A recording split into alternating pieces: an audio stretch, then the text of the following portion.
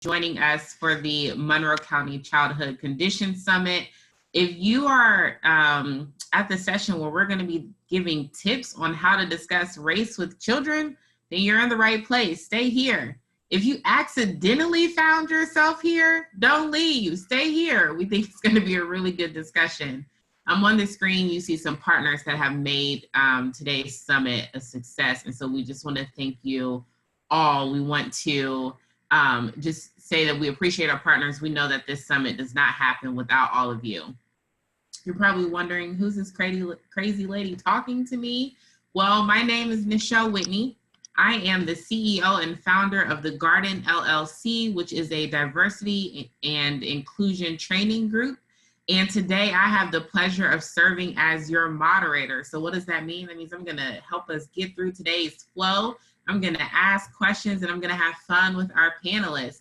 Today's session will be discussing a multifaceted approach to having candid conversations about race with children. So you're gonna actually put some of this theory into practice in breakout rooms. So what are we gonna do today? You're gonna get to meet our panelists. They're gonna do brief introductions, right? Because we have a lot of really good stuff to cover in our panel. We're gonna actually go through a panel. We're gonna ask some critical questions, and then we have a very special train the trainer activity where you're gonna get to apply some of these tips and steps. Then we're going to send you into breakout sessions, and we'll come back for a group debrief. As we get started with our panelist introductions, immediately following, you're gonna see a poll pop up on the screen, and we're going to ask you to participate in the poll before we get started. So I'm going to ask my panelists to introduce themselves in the order that they appear on this screen. So my girl, Jenny, we'll start with you. Thanks, Nichelle. I'm Jenny Hostler. I work at the Monroe County Public Library, serving children ages 0 to 12. And diversity has always been a part of my life because I'm on the LGBTQ spectrum, and just having a chance to talk about it with other like-minded people is a really great opportunity. So I really appreciate that. Hi everyone, my name is Maquiba Reese. If you say it 3 times, it will stick. So Maquiba, and I'm so happy to be here. I got my master's in social work, and my focus is diversity, equity, and inclusion and justice as a practitioner. And I work full-time for Indiana University for the Kelley School of Business, Office of Diversity Initiatives. And I'll talk more about myself throughout the panel. So I'm happy to be here. Hi, my name is Itia Sahir. I also have my master's in social work. I'm from this town of Bloomington, so I've been here for a long time. I currently serve as an academic advisor for the Group Scholars Program at Indiana University. But hopefully soon I will be venturing into more social work type things. Hello, my name is Mohammed Sahir. I'm glad you said alphabetical order. I was like, why am I last on here? No, but I am a therapist in town. I have my own business, the Blue Sofa Counseling Services, and I am the luckiest guy in the world to be with someone so special next to me all day. So sweet. And again, my name is Nichelle Whitney. I introduced myself as the owner of the Garden LLC. So if you're just joining us, perfect timing. We're wrapping up introductions. We're going to try to have a little bit of fun on today's call, but we do acknowledge that today's topic is not necessarily an easy one and is not always comfortable. So what are we going to accomplish today? We're going to provide tips for creating structure in homes and in agencies where the work is happening. So we want to make sure that you guys, in every practice and every conversation, that you're giving a lens to equity. We're gonna help you kind of identify trauma, advocacy, and or inequitable conditions and address ways to break down those silos. Part of the way that we're gonna do that is get you into breakout rooms where you will be with other participants on this call and apply what you learned from the train the trainer activity. We're going to give you, again, opportunities to make questions, and we're going to leave you with tips to take action beyond the summit. And then most importantly, we're going to exchange practical ways to apply the acquired knowledge. So this is the time where we jump right into it with the panelists, and I'm going to actually ask my first question. But before I start, you're going to see this huge QR code on your screen. This is where you can submit anonymous questions. So perhaps you don't feel comfortable asking your question in today's Zoom chat, perfectly fine. Grab your smart device, open that camera, and simply just hover it over that QR code. It will take you directly to a link where you can submit anonymous questions. And provided that we have time, which I'm going to prioritize those questions, any questions that our attendees submit will get priority, but we will make sure to answer those questions. So a little bit of context, because they didn't really do this in their introductions. I want you to kind of get a framework for who's on the call. So Jenny works with Monroe County Public Library. So she is speaking specifically from a community-based organization's approach to having conversations around race.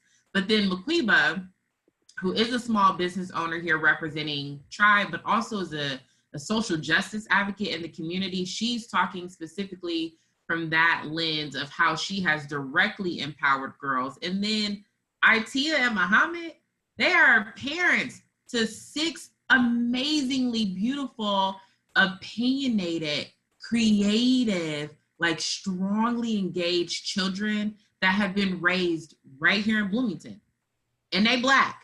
So they're gonna have conversations on how do they have, or they're gonna give tips on how they have conversations with their children to navigate this type of climate. So you're gonna get the parent perspective, you're getting a CBO perspective, you're getting a social justice advocate perspective. You're getting it all today. And so with that, I'm gonna start with my first question.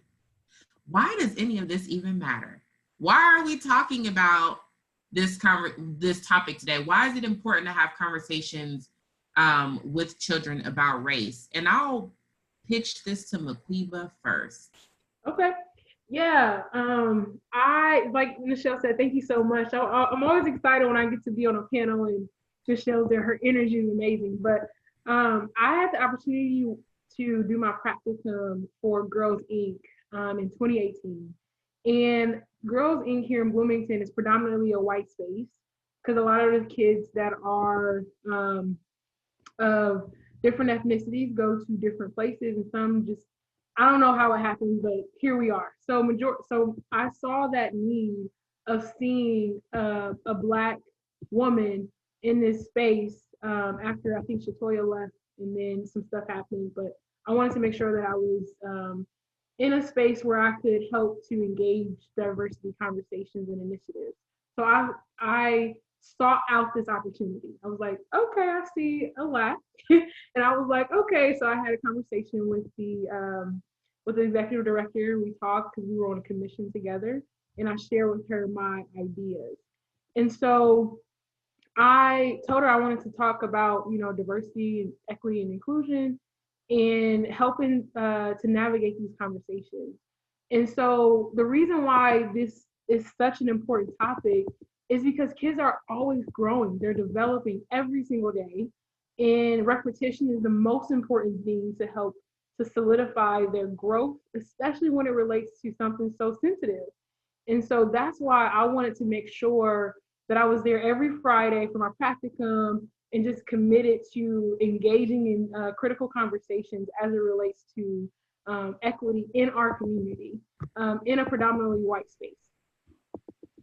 I love that, Maquiba, and please forgive me. I got so excited about the panelists. I didn't even give the audience a chance to tell us who's joining us. So I'm actually gonna have Lisa launch that first poll like I promised. And the question is, what title do you represent today? Are you here representing a nonprofit agency? Are you here as a parent? Are you here as a social service agency, an educational institution, a community member? Or perhaps you're like, listen, I wear 2 or more of these hats today. Chime in and let us know who's in the audience. And then the second question is, do you have conversations with children about race? So are you talking to children about race? I'm gonna give you about 30 seconds to chime in, and then we're gonna go back to our why, and we're gonna go to Itia and Muhammad next. Why is this conversation important from a parent perspective? Okay, I see some answers coming in. Oh, we have a pretty good spread today. We'll take. I was gonna say, in my opinion, as a parent, it's very important to have these conversations with our children or your children, because it's out there. As much as we try to shield them from it, it's there. It's on social media. It's every bit of part of their lives, which is crazy for me to think, because I feel like it's more so now than it was when I was younger, which is crazy. So I feel like it's very important for our children to kind of know how to navigate these spaces and currently try to have these conversations, because their peers are having these conversations at home, and it may not be something that they agree with or that we agree with, but just providing them with the tools to be able to, you know, have rebuttals for some of these things that are being thrown at them by some of the kids that are their ages. Yeah, along that, I think it's important to have this kind of conversation because they're having this kind of conversation. Yeah. You know, I want to be a part of I want to grow with you as my child. So I want them to feel a solid foundation of support. And also not only about, you know, rebuttals, but also accepting who you are. Walk with you, you know, walk in this. It's pretty cool to be Black, or it's walking, it's cool to be who you are. And understand that you're no deficit. So let's own it.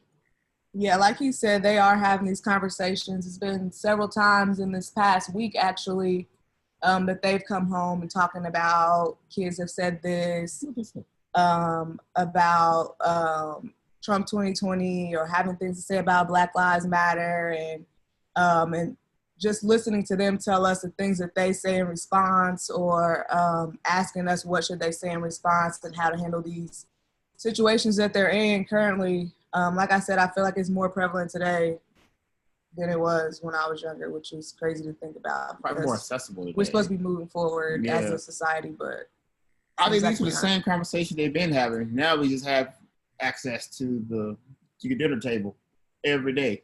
Yeah, yeah, that's good. That's a very good perspective. Like, there's a need for it because the conversations are happening. So adults have to be engaged. Parents have to be engaged. Social service providers have to be engaged, which brings me to Jenny. In your perspective, why does any of this matter? Why do we need to have these conversations with children?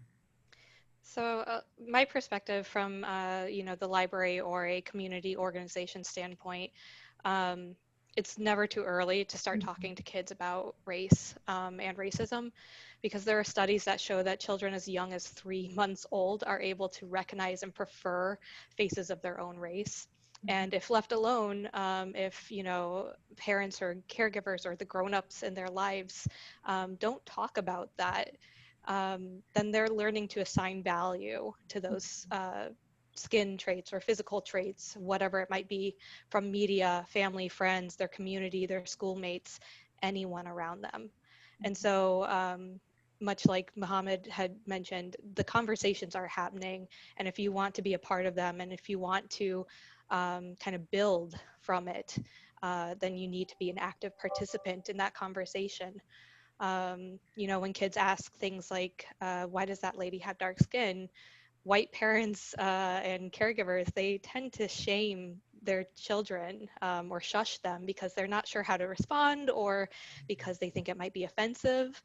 But we should remind ourselves that our kids are just being inquisitive, and that shushing them kind of sends the message that they aren't allowed to talk or learn about race. And that does the exact opposite thing that we're hoping to do. Mm-hmm. Very powerful, Jenny. I love that. And I'll just segue into our next question then, that actually came in from the Slido chat. In full disclosure, as your moderator today, you may see me look down, you may see me look left.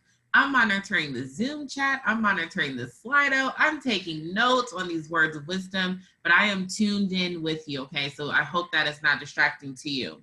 But our first anonymous question: how do adults ensure they are not imparting their own biases on children when talking to them about race? So actually, Jenny, why don't you speak to this from a community agency perspective? And then I'd like to hear from the parents. How do you make sure that you aren't imparting your own biases?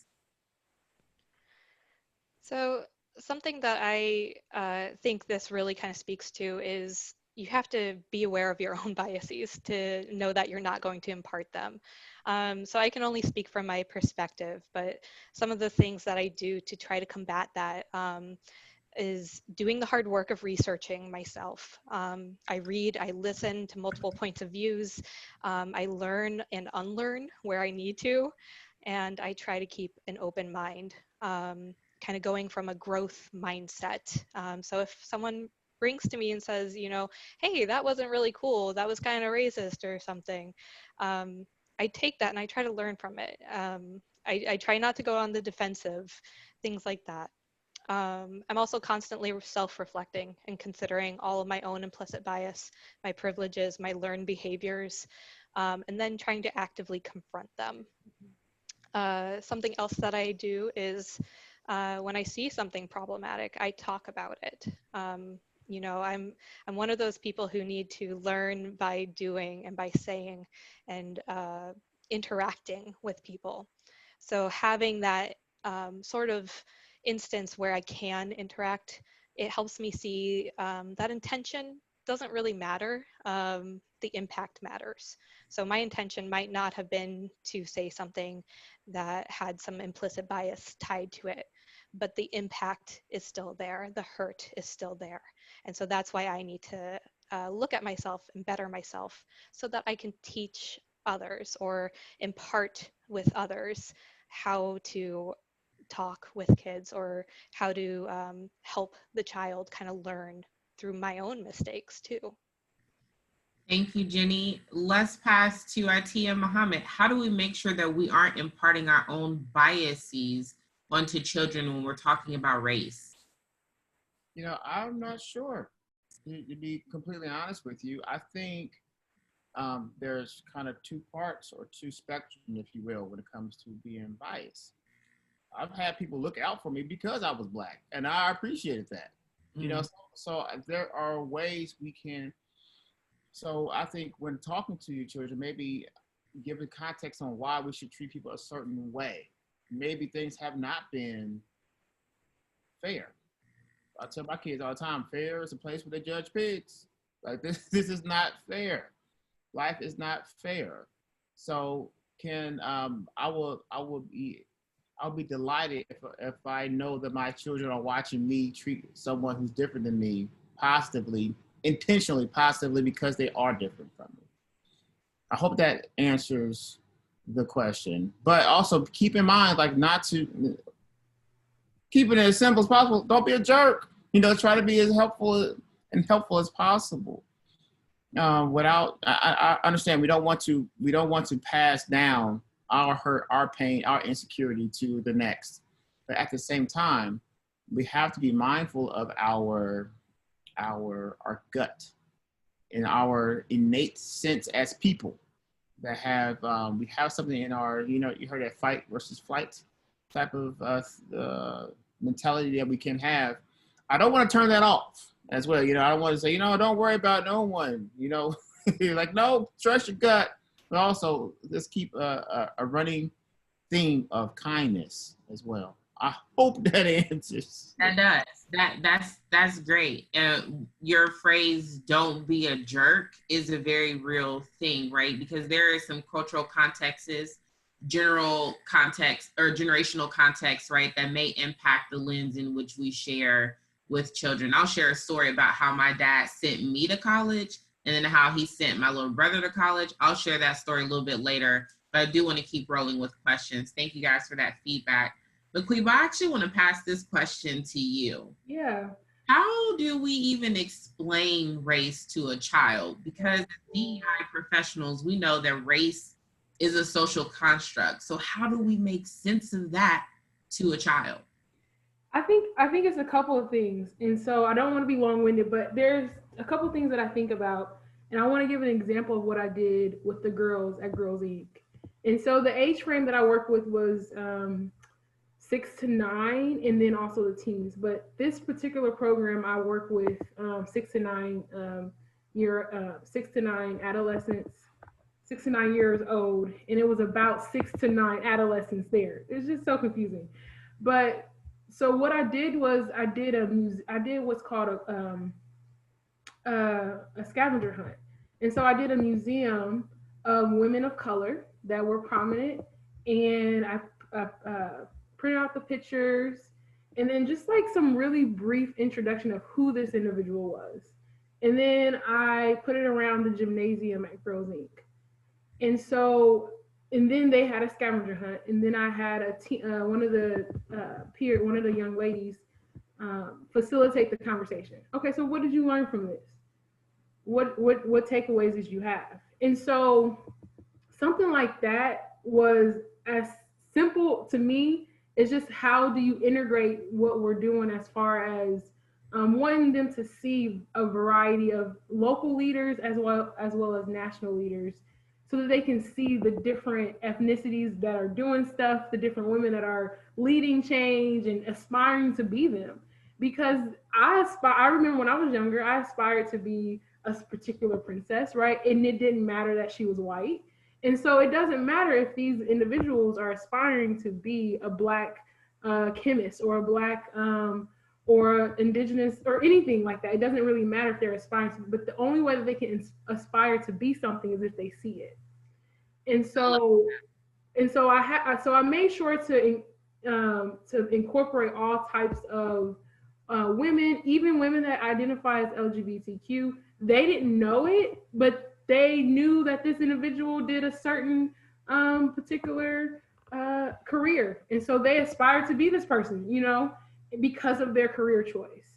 And so I think the way that we do this is, as I wouldn't say simple, but the way that we do this is by naming various terms. So even within those times that we met, I made sure to have a term of the day. This is what we're going to talk about. Even though as awkward as it can be, we talked about what is race. We talked about what is white supremacy. I mean, we had like small conversations, but then that helped to build up the trust.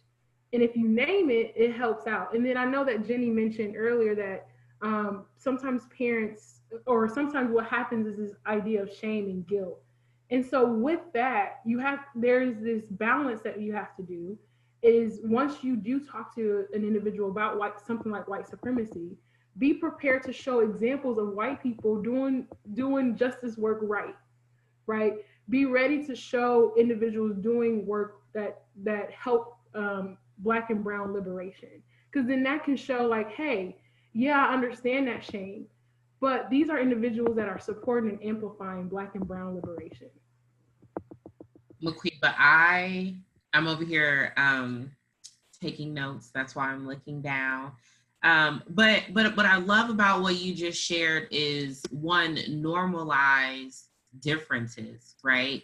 So stop making racial identities or gender identities that differ from your own. Stop making those taboo.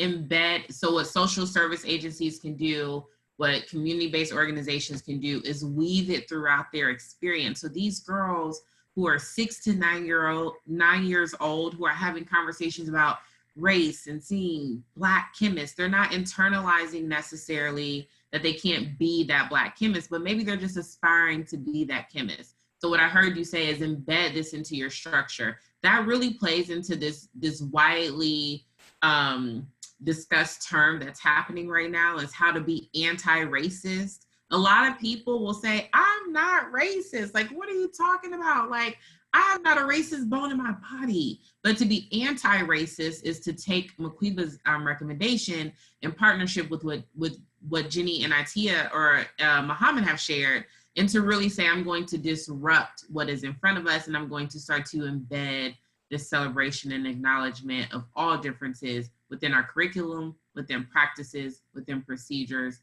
within laws and policies. So Maquiba, that is great. Thank you for that.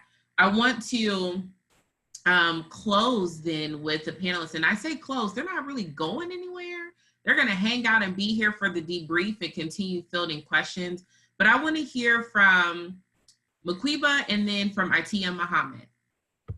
What can non-people of color, so non-Black, non-Latinx, non-Indigenous people of color do to be better allies within their everyday life? And I know we have to get to an activity, so I'm going to say 1-minute responses. Okay, I'll go real quick. My response is 1, listen. I wrote this down because I'm like, I don't want to miss this. I want to make this as clear as possible. 1, listen. Be comfortable with not taking the lead on certain projects.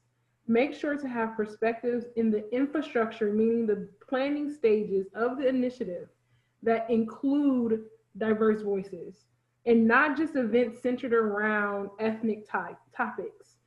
We're not just only emerging leaders when we talk about race or people of color or our experiences. We're experts in various strategies as well. We're strategic. We like to plan.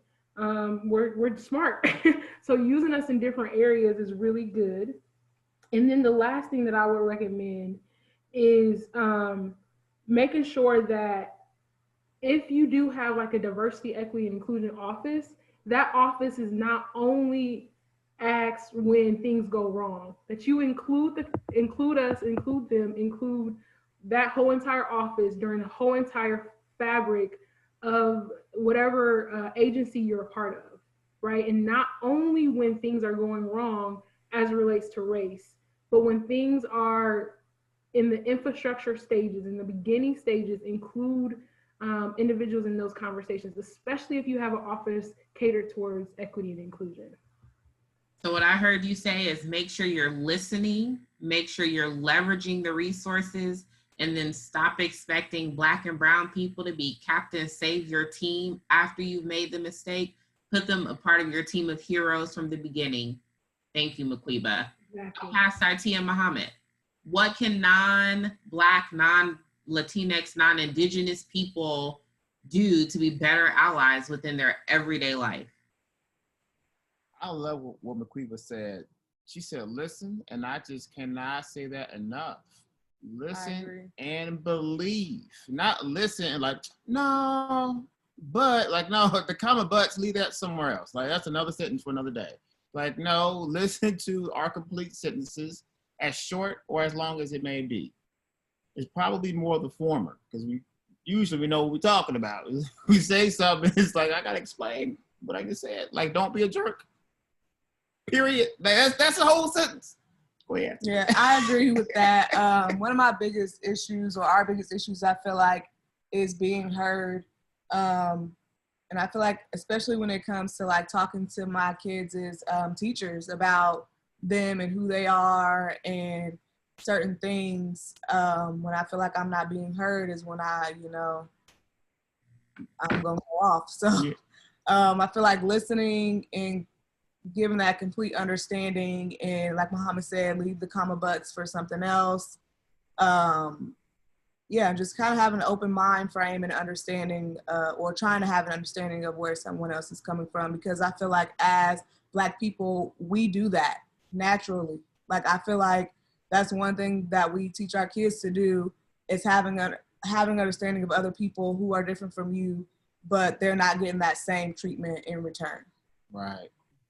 On a note, usually if you're within a minoritized population, you know how to operate within the majority, no matter what that minority is. So we know how to navigate. So when y'all tell you something, like, please believe we already considered that years ago or done it years ago. Like, you're the novice, in all due respect. But you're the novice when it comes to understanding where we're coming from. So sometimes you just got to sit there and listen. And I just want to say, just kind of echo a little bit of that. It's because of safety. We know how to navigate those spaces of majority because we want to get home at night. We know how to navigate safety. And so I think that has to be something that is experienced from the majority as well. Yes, I love that. I love that safety component, which will lead me to my personal story in a minute. But Itia Muhammad, the critical things that I heard you say were, 1, there are no buts. You don't get to tell me that this is valid, but then your experiences are more valid, because that's exactly what you're saying when you insert that but. So just listen, which complements Maquiba's remarks. And then also something that Atia mentioned that I love is this idea of partnering with the parent. So one thing I heard Atia say is when I'm trying to explain my child to you, right? Like I need you to hear me as the parent. That is a partnership. So as we're talking to children about race, think about the partnerships that exist. Do you need to partner with their parent? Do you need to partner with their mentor? Because that can help you better understand the cultural nuances of the children. So thank you guys for that. We're a little bit off on time, but you know what? The conversation is so good. We're going to keep rolling. Jenny, I'm going to pass to you in just a second, but I want to share something. When I went off to college, I'm one of 6 children. My dad had 5 boys and I was his only girl, and I was smack dead in the middle. So he was like, you are not going to IU. First of all, I was coming to IU around the time that Lawrence Spear went missing. So I know that's a tragedy for so many, but imagine my dad being like, you want me to send my daughter where? So the conversation and the process that he went about with me was very much like this. He said, if you go to IU, the only way I'm going to let you go is 2 reasons. One, he had met a student that was a part of a scholarship celebration that was a Black male who said, listen, when she comes to IU, she will be like my little sister. I will look out for her. So that helped my dad feel comfortable that there was a Black man he could identify on campus who had committed to being what I had at home with all brothers. But then he also said, I'm going to meet with the Bloomington Police Department and the IU Police Department. And do y'all know that he drove down to Bloomington to meet with them before he moved me in my dorm? Like that was a condition of me actually being able to pack up my stuff at home. So for me, he was more so like, as long as you got safety structures, as my daughter, I'm okay with sending you. However, my younger brother decided to go to Purdue University, and the conversation that my dad had with him was not about Bloomington or Purdue police and all this stuff. He said one very thing, and I used to get so upset about it, but I learned later as I watched the murders play out on TV. This is my dad told my brother. He said, listen, you are a Black man. Do not get caught in your dorm room or any private space alone with just one other white girl. You always need to have a group of 3. And I used to get mad at him about that. I'm like, what? Like, you're going to college, like you're expanding your horizons. But my dad would always say, listen, it is going to be your word versus theirs. And when it comes down to it, it will be man versus woman, but then you will be a Black man versus a white woman. So I'm okay with you making friends, but you need to constantly be in a group. If you start dating a white girl, like we need to meet her family. We need to have conversations. And so it was very hard to digest that. But then as you watch Black men that are unarmed be murdered like on live TV, like that becomes very traumatic. And our kids, children, they're seeing this stuff too. They're watching this on the news. They're internalizing these things. So for me, I was like, man, very different conversations, very, very different conversations, but also it shapes our reality. And so that goes back to Atia Muhammad with their opening remarks. Our kids are having these conversations. Things are being talked about at school. This stuff is more accessible. It's on social media. And so today's session is very critical. Thank you, panelists, for such candid feedback.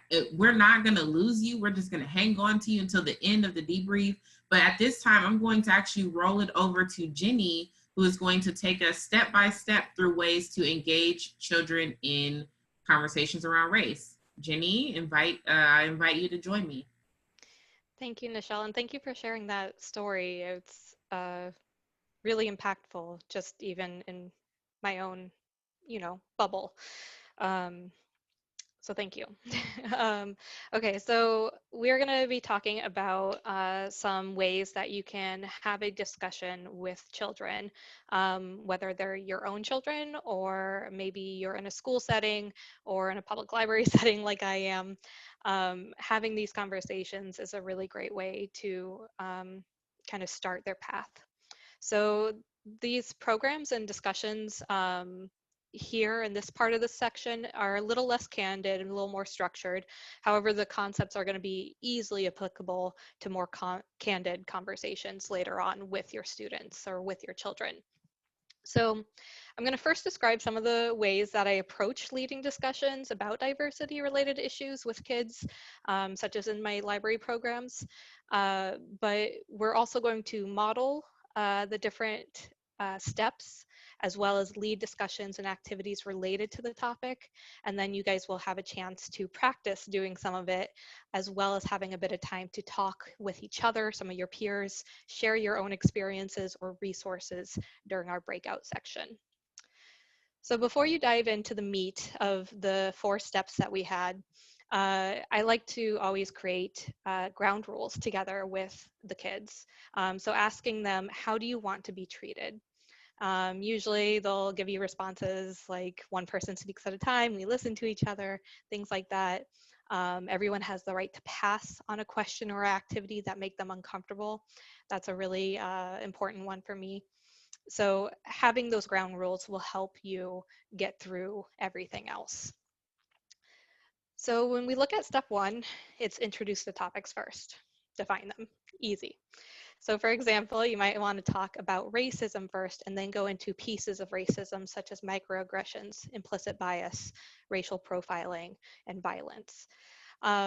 You want to introduce that broad topic first, such as diversity, in order to kind of define and categorize the subcategories. So diversity, when we think about that, I'm sure you each have your own idea of diversity, but I like to use a standard definition when I start with these. So diversity is defined as the differences between people. These differences can include race, gender, sexual orientation, religion, background, socioeconomic status, and much, much more. We also want to talk about inclusion today. So the practice or policy of providing equal access to opportunities and resources for people who might otherwise be excluded. That's my standard definition of inclusion. So when you're introducing those topics, you might want to ask the kids what they know about it. Get a feel for what they have experienced, what they know, what they have as examples. And don't worry about giving an entire history. Be brief and clear. A lot of the anxiety that people who are white especially kind of feel around this is that they feel that maybe they don't know enough, and that's probably true. So doing research and being honest with the children, it's okay to say, I don't know, or let's come back to that after I've had some time to think about it. So allowing yourself to not be the be all end all knowledgeable person on it, that's okay. But just make sure that you follow up with those promises, that you follow up to coming back to the subject. Step 2 is something that I do a lot in my library programs. So I like to include activities, especially ones that get you up and moving, or hands-on components that will kind of tangibly represent the concept that you're trying to build upon. So we're going to look at an activity that I use to talk about diversity and inclusion. It's called the insider-outsider emotions. So this one, we are actually going to use the chat function to just talk really quickly about how we feel when you feel like an insider. What emotions and feelings do you specifically experience? So think about a time in your head when you felt accepted, understood, and like you were seen. And I'll give you just a second or two. Yes, Michelle, peaceful. So usually when I do this exercise, we actually get up in the room and we introduce ourselves saying, I feel safe. My name is Jenny and I feel safe. So we're having some really great comments here about how people feel safe, confident, peaceful, belonging, respected. Those are fantastic. So when we look back and kind of step back again, we're going to put ourselves in a whole new scenario. We're going to think about a time when we felt like an outsider. We felt Maybe we weren't part of a group, or we didn't belong in that stage of a math class, something like that. Think about a time when you felt that way, and then please use the chat function to introduce yourself.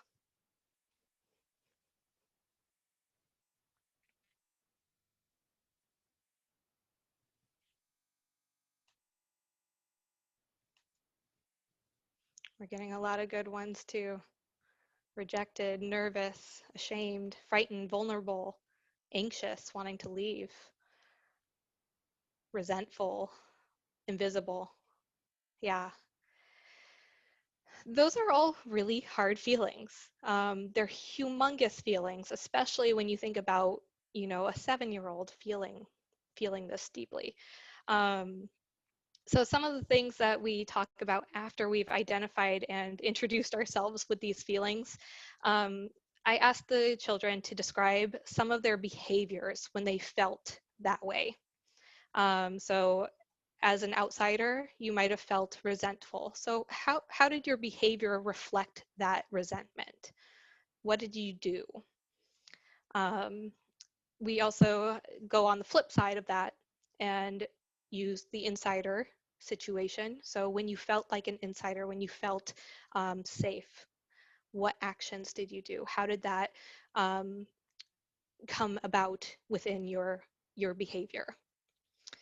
So this is a really nice little short activity that you can do with kids to kind of introduce the ideas behind diversity and inclusion and why someone might be acting a way that they are acting.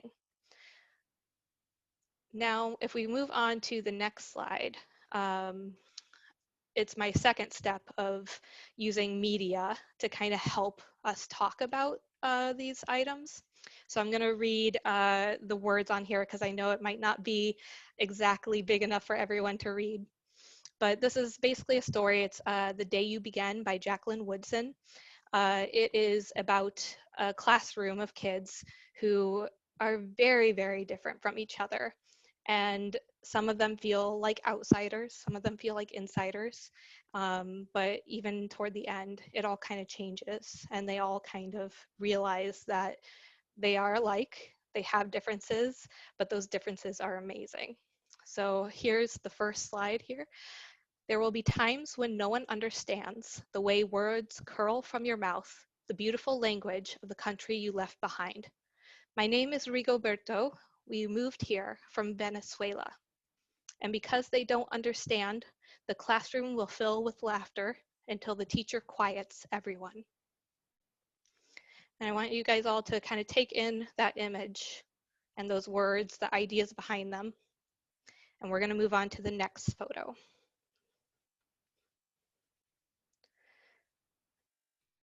This is another image from that same book, and the text reads, "Your name is like my sister's," Rigoberto says. "Her name is Angelina too. And all at once, in the room where no one else is quite like you, the world opens itself up a little wider to make space for you." So when we look at those two different media or different pictures in the books, it's a really great way to kind of introduce the topic, but also merge it with the activity that you just did. So feeling those emotions and seeing some of the behaviors throughout the book. I know those were very, very specific pages in the book, but if you read the whole story, you can kind of see where it goes. So next, we have step 4, our discussion. So we're not going to model this one as much since we want you all to practice it in your groups, but some guidelines I use in discussion are the following. So let the activity and the media that you use in step 2 and 3 become a jumping off point for the discussion. You can start the conversation by asking the topics, how the topics you defined, such as diversity and inclusion, how those relate or inform the activity or media that you use. From there, you can ask clarifying questions and open-ended questions during the discussion so that the children guide the direction. Because I think very similar to what Muhammad and Maquiba, you said, I want kids to feel heard, and I want them to kind of take the lead on it. So that's usually why I make sure that they can guide the direction of the conversation. And this can be broad. You can say, tell me more about what you just said, or you can be more specific and say, why does that make you happy, sad, mad? And then finally, encourage each other to ask questions, share observations and experiences, and be respectfully curious. So now we're going to kind of break out into our different groups. And I believe, here, let me put the link for the document in there. While you're doing that, I just wanted to mention that while we're recording the general session, so like what has happened in the session up to this point has been recorded, and the debrief as a group will be recorded. The individual breakout sessions will not be part of the recording because we want you all to feel comfortable sharing openly and honestly together. And if even in the debrief, if there's something that you say that you would not want to be included in that recording, please reach out to me or Lisa from the BTCC planning team, and we can work with you on that, because we want to make sure that you are free and welcome to share what you want to in this space and not worry about that being recorded for posterity. Nick took the words right out of my mouth, so thank you for that, Nick. As we go ahead and prepare to drop the Google Doc link into the chat, Jenny just dropped that for us. I'm going to give you a little bit of instructions. Here momentarily, you're going to be divided into groups. And when you go into your groups, you're going to be assigned one of these steps. So we have, I believe, Jenny, it's the 4 steps in the document, correct? Yes. So group 1, you're responsible for step 1, group 2 for step 2, group 3 for step 3, and group 4 for step 4. And essentially what you're going to do is govern yourselves accordingly in the groups, work through some of the prompts, the questions, based on the tips that you've heard today from our panelists and the information that you gathered from Jenny. Figure out how would you engage children in conversations around race and speak directly to your prompt. When we come back, I'll ask for a representative from each room to give us feedback. So how do we know who our room facilitator is? Well, the person with the most vowels in their last name will be responsible for facilitating the small group questions. If you have any questions at all, I'll be popping in and out of each group. I won't participate in the dialogue, but I'll be checking in on you. So at this time, we're going to send you into your 4 breakout rooms. You have just about 6 to 7 minutes to work on this activity.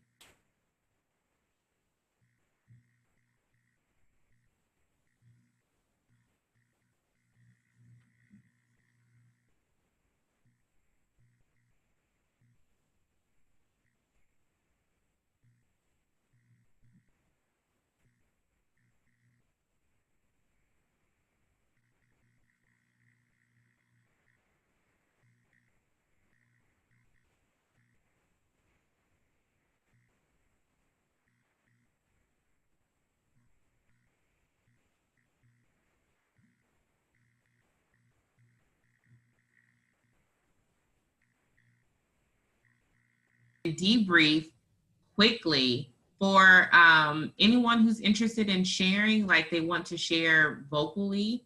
You can kind of signal to us by a hand wave or go ahead and unmute yourself and share your remarks. I can see all of you on screen, so as soon as I see you unmute, I'll call your name. Anyone have any thoughts about the activity?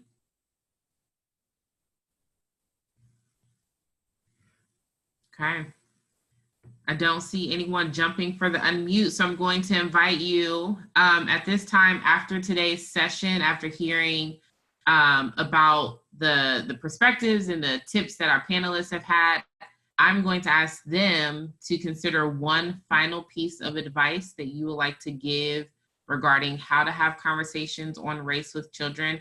But attendees, I would love for you to drop 1 or 2 words in the chat about how you're feeling after today's session. So what's on your mind? What are you thinking about? How are you feeling after today's session. And while they're doing that, I'm going to jump to Jenny first. Your last tip or piece of advice, and we're going to try to keep this short because we got about 90 seconds. My last tip and piece of advice as an ally is make it a verb.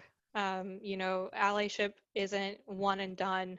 You have to constantly be looking at yourself and looking at the world around you and working at it. Yeah. Sounds good. Itia Muhammad. Don't be a jerk. No. That's his motto for today, I guess. See yourself in other people. Go ahead. Lovely. I'm always gonna go back to the listen aspect, because I feel like unless you truly hear somebody, you can't really fully understand where they're coming from or what they're going through. So I feel like that's always the best route to go, and that's on either side. Thank you, Itia Muhammad. And as we close out with Maquiba's final remarks, attendees, please drop in the chat how you're feeling after today's session. Maquiba, go for it. I think my final takeaway would be acknowledge, because if you can acknowledge something exists, such as white supremacy, then that means that you can help to move forward to become anti-racist. So you acknowledge it first, have examples of people that are doing it right, and let's move forward together. Awesome. Well, at this time, that does conclude your afternoon session with MC3. Thank you to Lisa and Nick, who are behind the scenes helping us with the technical lift. I'm going to turn it over to you guys for final remarks. Thank you all. I did want to share a resource. Go ahead. Yeah. Sorry. No, I was just going to say that to get back into the closing session, use the same link that you use for the morning session and for the lunch session. All right, so please do that after Maquiba says what she's going to say. Maquiba, yeah, there you go. I can pull it back up, or. So Maquiba is going to share with you a resource of different things that can help you continue to have these conversations after today's session, so beyond the summit. She's actually going to drop this link in the chat soon, or Jenny, maybe someone's going to drop this this link for you. But what we want to do is you're going to be able to access this QR code that Jenny is pulling up, and by scanning again with your smartphone device, you're going to be able to access this link. And Maquiba, do you want to talk a little bit about the link?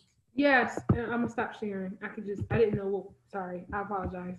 Real quick about this link. So what's happening with this link, it's called Brightly. And so you basically can have access to, there it is. So go ahead and hover over it. It's a free resource, especially since we're all working with young adolescents. It's called Brightly. And so they have various tools for having conversations with children about anti-racist behaviors. There's books, there's PDFs. I mean, just all types of free access. And it starts from baby, so 0, all the way up to high school. So it's really good content, and I highly recommend it.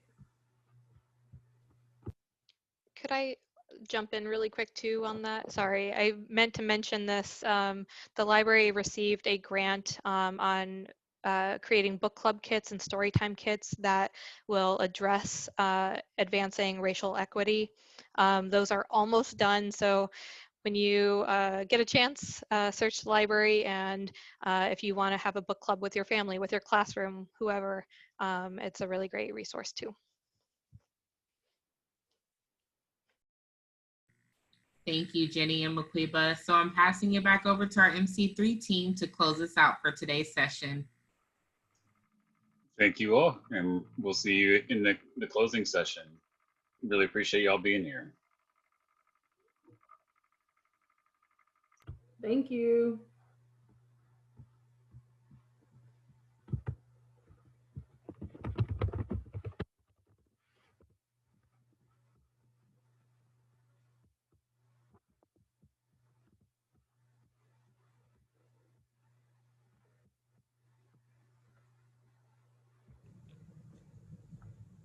Thank you to all our panelists. You were fabulous, and to all our attendees as well. I am going to try to find that link and put that in the chat to go back to the closing session in case anybody needs that. But I think the other fast way is the invitation to the summit today includes that link directly as well. But really appreciate your taking time to present today and share all the valuable information that you did. Thank you so much. You're welcome. Thanks for having me.